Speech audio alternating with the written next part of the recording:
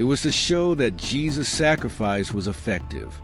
In 1 Corinthians 15 verses 20 to 23, Paul tells us that Jesus was the first fruits of those who have fallen asleep. His resurrection was the beginning of a new era, a new creation where death no longer had the final say.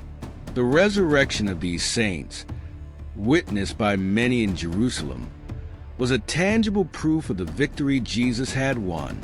It was a sign to the people of Jerusalem that death had been defeated, and they were witnessing the effects of this cosmic shift.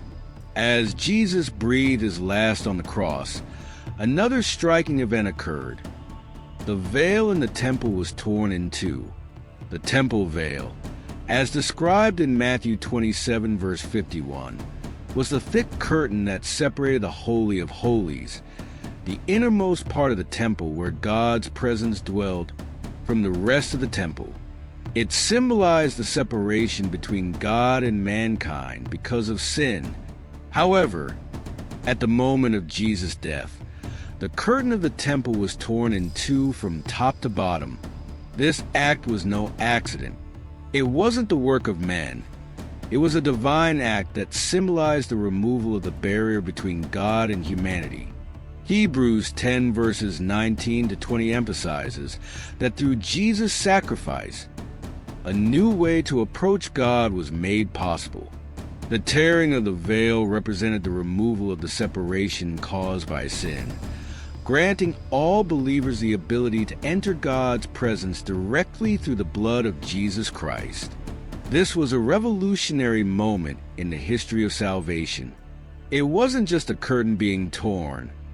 It was a symbol of access to God, which had been closed for centuries. Now, through Jesus' body, which was torn for us, we have access to the Holy of Holies. No longer do we need a priest to enter God's presence on our behalf. We can approach the throne of grace with confidence and boldness. Hebrews 4 verses 14 to 16.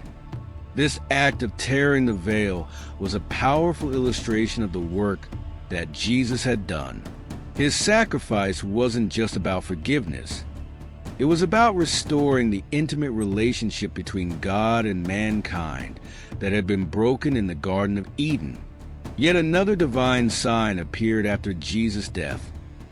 Darkness covered the land. As Matthew 27 verse 45 recounts, from the 6th hour until the 9th hour,